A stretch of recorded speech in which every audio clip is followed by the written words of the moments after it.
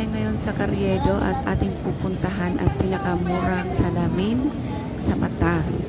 So ayan guys, kung naghahanap kayong murang salamin, tara let's at ipapakita ko sa inyo. Medyo mahirap lang itong hanapin dito guys dahil nga sa looban ito. So sundan na rin natin yung araw.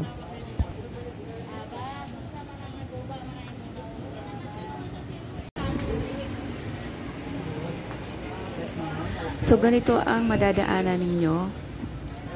Ganyan. Yan. Dire-diretso lang guys. Hanggang sa dulo. Then sa pinakadulo niya, kakanan tayo. So yan, konting tiis lang. Ito ang madadaanan ninyo. Ganito yung tsura. May mga tinda rin sila. Mga salamin, pero pupunta tayo sa pinakamura at free check-up na. At sa wakas, andito na tayo guys. Ito yung itsura ng kanilang store. Ang daming mapapagpilian at merong sale. Kayo na ang mamimili dito guys. Kung ano yung sukat ng inyong mata or kung ano ang bagay sa inyo. So tara, let's mahanap tayo ng babagay sa ating mata.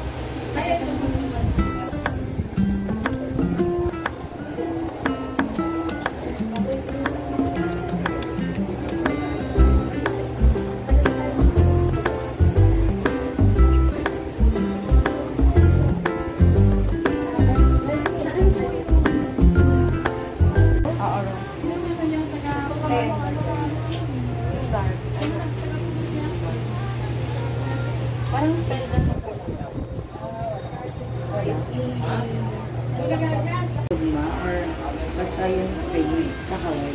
Basta po ang frame nyo, sasakto yung sa dami ng mapapagpilian na visit tayo sa kakapili guys. Meron na nga tayong napili dito. So ating tingnan o i-check talaga kung ano nga pa talaga ang gusto natin. Tingin. Yung dapat parang hindi lang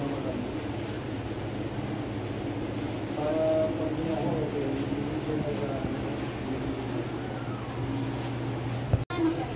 meron din silang mga branded guys tulad ng Fila, Adidas, Under Armour, ganyan. Mamimili na lang kayo guys dito. May Nike, ganyan. Yan po kasi wala. Wala yung sa medyo malalim po siya. Yung reading po kasi niyan sa baba. Kung nahihirapan po siya, nahihirapan. Ito may sariling lagay yung akin, ma'am. Ito. Okay. 2.5.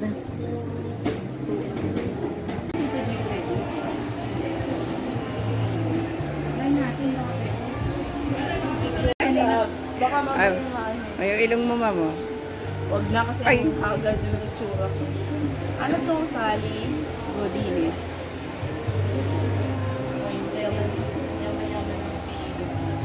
Sa asawa ko lang yan.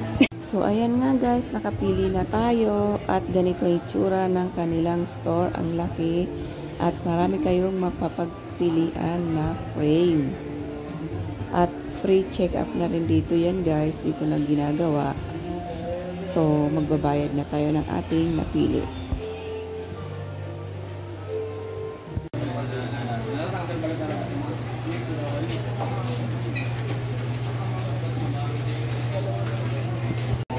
kapag nakapili na kayo guys ng inyong salamin, dito nila ginagawa at actual nilang ginagawa.